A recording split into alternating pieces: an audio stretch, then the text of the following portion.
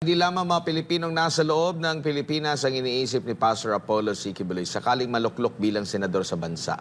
Sa mga nais niyang pagtuunan o isa sa mga nais niyang pagtuunan pansin ay ang pensyon na matatanggap ng mga OFW sakaling magretiro ang mga ito.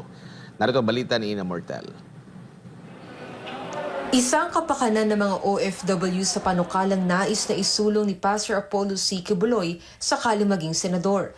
Ayon kay Attorney Kay Lorente, tagapagsalita ni Pastor Apollo, isang panukalang magsusulong sa pensyon ng mga OFW ang nais na isabatas ng butihing pastor at ito ay tinatawag na OFW Retirement Security Act. Sa ilalim ng panukalang ito, nais ni Pastor Apollo na hindi na mahirapan pa ang mga OFW sa pagreretiro sakaling magbalik Pinas na sila.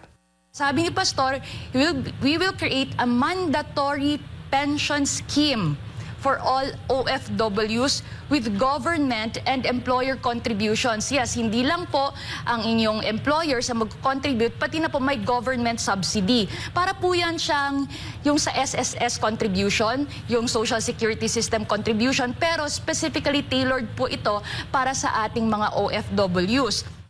Sa hakbang na ito, magkakaroon ng minimum pension ng mga OFW na nasa edad 60 pataas. So sa pension scheme natin, sabi po ni Pastor, napakaganda po. Meron tayong tinatawag na guaranteed minimum pension. So kahit saan ka man, 60 years old, bumalik ka dito sa Pilipinas, tapos wala kang savings o konti lang yung savings mo, kasi nga ang laki din ng gastusin, 'di ba, pinapadala dito, minsan araw-araw, buwan-buwan.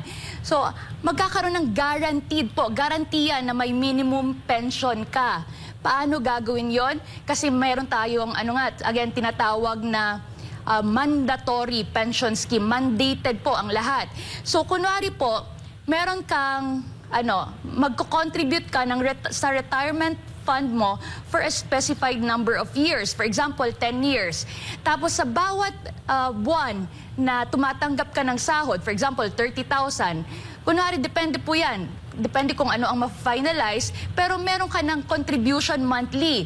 Tapos aside sa monthly contribution mo, dapat ipopropose po ni Pastor na meron ding government subsidy. For example, 30,000 pesos. Tapos magiging monthly contribution mo, minimum, for example, may 3,000 ka.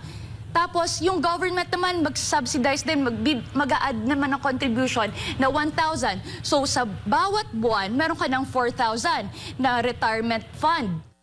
Sa pamamagitan ng sariling retirement funds sa ilalim ng panukalang ito, sigurado nang makatatanggap ng pensyon ang mga OFW na nagtatrabaho sa alinmang bahagi ng mundo.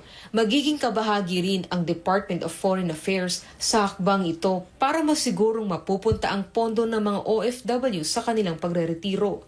Magne-negotiate tayo ng social security agreements with major OFW destination countries. So kumbaga, magiging trabaho po ito ng DFA, Department of Foreign Affairs, na talaga kung saan yung mga common na mga countries, OFW countries or host countries na tinatawag natin, makikipag-usap po sila doon sa gobyerno na ito po ang magiging social security agreements. Doon po, kalakip na po dyan ano magiging pension, retirement benefits na matatanggap na sigurado po ay madadala ng isang OFW pagbalik dito sa bansa. So dito sa retirement savings program, sabi ni Pastor, may tax incentive po para sa lahat ng OFWs.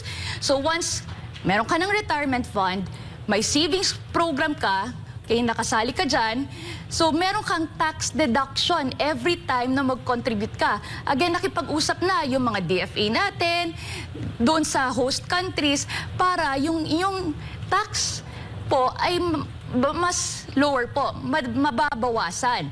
So pangalawa, dapat tax-free din yon, yung magiging savings program. Nais nga ni Pastor Apollo na isulong ang nakabubuti para sa lahat ng Pilipino nasa loob o labas man ng bansa. Kaya para sa karagdagang kaalaman sa lahat ng platapormang isinusulong ng butihing pastor, patuloy na makinig sa iba pang programa ng SMNI. Para sa Diyos at sa Pilipinas kong mahal, ito si Ina Mortel, SMNI News.